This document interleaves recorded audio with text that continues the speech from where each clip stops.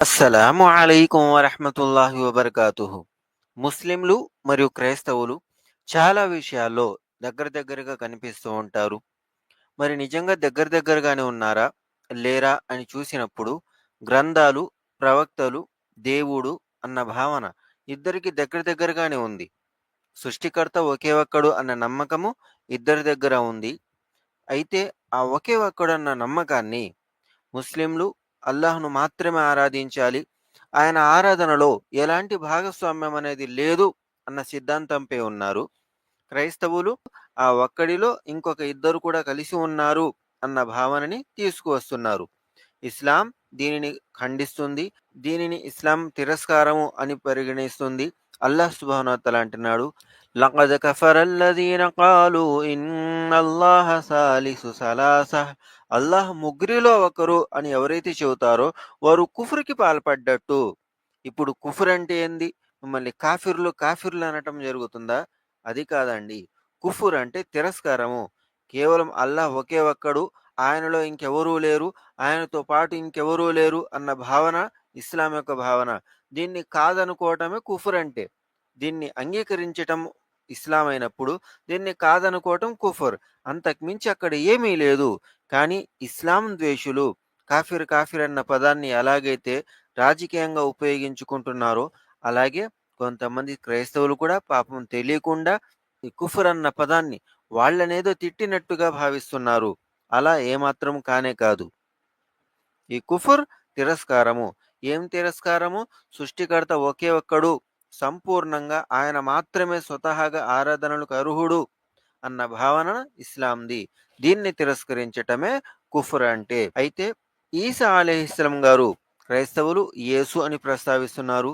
పదాలు ఎందుకు తేడా అంటే అరబీలో ఈసా అయింది. తెలుగులో యేసు అని ప్రస్తావించటం జరుగుతుంది. మొహమ్మద్ సల్లల్లాహు అలైహి వసల్లం గారు మాకు ఈసా అని పేరు పెట్టి చెప్పారు. దానితో పాటు ఆయన కోసం ఆయన పేరు వచ్చిన ప్రతిసారి దుఆ చేస్తాము. అలైహిస్సలాం.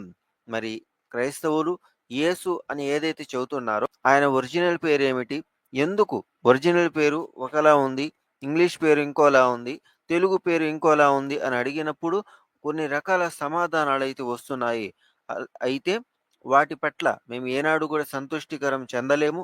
వాళ్ళు సంతోషంగా ఎంత చెప్పినా కూడా, వారు ఎంతగా వివరించడానికి ప్రయత్నించినా కూడా మేము కాదనే అంటాము. మేము అంగీకరించము.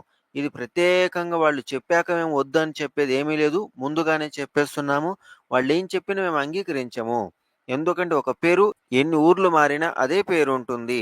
ఏదన్నా పదంలో ఎక్కువ తక్కువ ఉంటుందేమో గానీ పేరు అదే ఉంటుంది. యేసు లేదా ఈసా అలైహిస్సలాం గారు ఏదైతే ప్రస్తావన మన కళ్ళ ముందుందో, ఈసా అలైహిస్సలాం గారు ఆయన ఒక ప్రవక్త మాత్రమే అనేటువంటిది ఇస్లాం యొక్క సూత్రము. నజరేతులు అనగా క్రైస్తవుల సిద్ధాంతం ఏమిటి?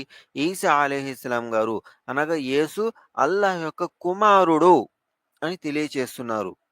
మరి వాళ్ళెందుకు ఈ విధంగా చెబుతున్నారు? వాళ్ళ గ్రంథంలో అసలు ఏం రాయబడి ఉంది అని వాళ్ళని ప్రశ్నించినప్పుడు, దేవుడు కుమారుడు అని రాయబడి ఉంది అని సమాధానం చెబుతున్నారు. అయితే ఇంగ్లీష్ బైబుల్‌లో ఒకసారి చదివినప్పుడు, పరిశీలించినప్పుడు అక్కడొక పదముంది. బిగోటెన్ సన్ అని ఒక పదముంది. దానర్థం ఏంటి? అని మేము ప్రశ్న వేసినప్పుడు వారే సమాధానం చెప్పినా అంత సంతుష్టీకరంగా మాకు అనిపించటం లేదు. కాబట్టి బిగొటెన్ అన్న పదాన్ని వారేదో తారుమారు చేశారు అని మేము చెప్పుకుంటున్నాము. లేదా లేదు మేము ఎలాంటి తప్పు లేదు. మా దగ్గర 100% సంపూర్ణమైనటువంటి గ్రంథముంది. అందులో ఒక్క అక్షరం కూడా, ఒక్క పదం కూడా ఎలాంటి తప్పు లేదు అని భావిస్తున్నట్లయితే, సరే ఆ హక్కులన్నీ మీకున్నాయి. కానీ మేము ఖురాన్ ప్రకారంగా ఈసా అలైహిస్సలాం గారిని అల్లాహ్ యొక్క కుమారుడు గాని, అల్లాహ్‌లో ఒక భాగం గాని నమ్మటం లేదు. అలా నమ్మటం ఇస్లాం ధర్మానికి వ్యతిరేకము. అల్లాహ్ సుబ్హానహు వ తఆలా అంటున్నాడు, లఖద్ కఫరల్లదీన ఖాలూ ఇన్నల్లాహ హువల్ మసీహు ఇబ్ను మర్యం. ఎవరైతే మరియం కుమారుడైన మసీహ్‌ని దేవుడు అని భావిస్తారో వాళ్ళు కుఫ్ర్‌కి పాల్పడ్డారు. وقال المسيح يا بني إسرائيل اعبدوا الله ربي وربكم. మసీహ్ అలైహిస్సలాం గారు ఏం చెప్పేవారు? ఓ బనీ ఇశ్రాయేల్ సంతతి వారా, నాకు మరియు మీకు ప్రభు అయిన ఆ ఒకే ఒక్కడైన అల్లాహ్‌ను మాత్రమే ఆరాధించండి.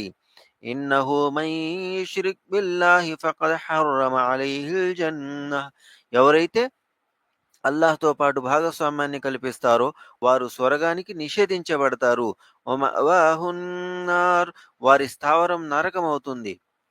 వమా లిజ్జాలిమీన మిన్ అన్సార్, దుర్మార్గులు, దౌర్జన్యపరులకు ఎలాంటి సహాయ సహకారాలు ఉండవు అని అల్లాహ్ సుబ్హానహు వ తఆలా ఖురాన్ గ్రంథంలో తెలియచేశాడు. మరి ఇది సర్వలోకాల సృష్టికర్త ఆ ఒకే ఒక్కడైన అల్లాహ్ గ్రంథము అని మేము నమ్మాము. కాబట్టే ఈ వాక్యాన్ని మేము విశ్వసిస్తున్నాము.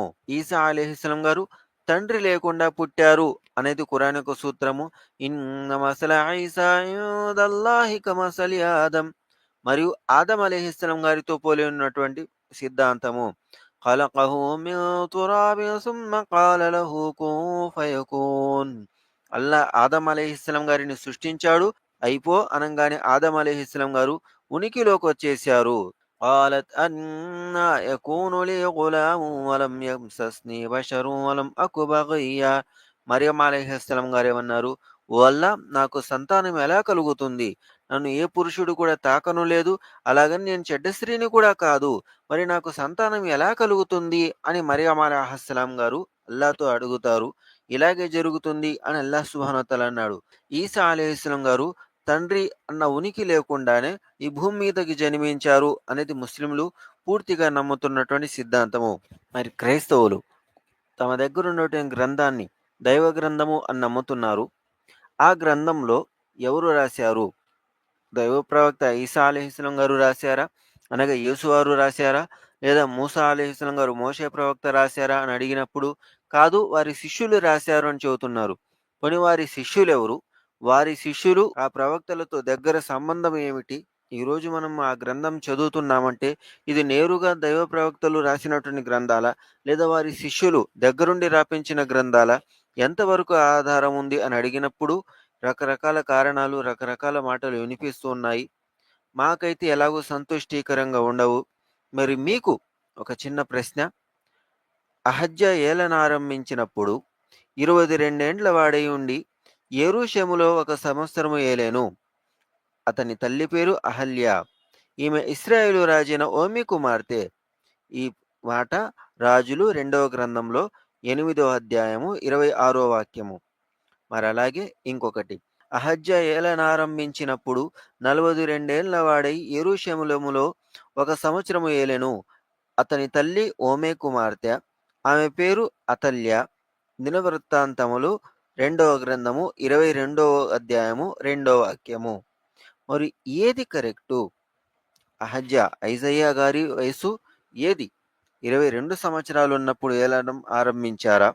లేదా 42 సంవత్సరాలున్నప్పుడు ఏలడం ఆరంభించారా? పోనీ ఈ రెండిటి మధ్యలో ఏదన్నా కలిపే అవకాశం ఉంది. 22 సంవత్సరాలొచ్చినప్పుడు ఆయనకు అధికారం వచ్చింది. 42 సంవత్సరాల దాకా వారు పాలించారు అనేదన్నా కారణం చెబుతారా? ఆ విధంగా అనుకోటానికి కూడా లేకుండా ఈ వాక్యం ఉంది. ఎందుకంటే ఏలనారంభించినప్పుడు అన్న మాట అక్కడ స్పష్టంగా రాయబడి ఉంది కాబట్టి ఆయన వయసు 22 లేదా 42, ఏదో ఒకటి చెప్పండి. ఈ రెండిటికి పొంతన లేదా పొత్తు కుదిరే అవకాశం లేదు. పోనీ ఎవరన్నా 2వ దినవృత్తాంతము గ్రంథంలో తప్పు రాయటం జరిగిందనో, లేదా 2వ రాజుల గ్రంథంలో తప్పు రాయటం జరిగిందనో ఏదో ఒకటి చెప్పండి. ఈ 2 కరెక్ట్ అని గాని, 2 తప్పులని గాని చెప్పలేరు. ఏదన్నా ఒకటి తప్పు అంటే ఆ గ్రంథంలో ఒక తప్పుంది. ఇలాంటి ఎన్నో ఉన్నాయన్న అనుమానం వస్తుంది. దాంతో ఆ గ్రంథమే ఒక అనుమానం యొక్క స్థితిలో ఆగిపోతుంది. ఆగకూడదంటే సమాధానం ఉండాలి. ఇన్షాల్లా ఎవరో ఒకరు సమాధానం ఇస్తారు అన్న ఆశ మాకుంది. ఖచ్చితంగా మేము సమాధానం పొందుతామని ఎదురు చూస్తాము. ఎలాంటి వైరుధ్యము, విభేదము, గొడవ అవసరం లేదు. ప్రశ్న సమాధానం అయినంత వరకు ఎవరితో అయినా కూడా మనం వాదించవచ్చు. ఎవరితో అయినా మనం సమాధానం చెప్పుకోవచ్చు. ఎప్పుడైతే అరవటం, కరవటం గొడవ అనిపిస్తుందో ఖురాన్ యొక్క సూత్రము వైదా ఖాతబహుముల్ జాహిలూన ఖాలూ సలామా. ఎప్పుడైతే మూర్ఖులతో ఎదురు పడతామో మేము సలాం చెప్పి అక్కడి నుంచి వెళ్ళిపోవాలి.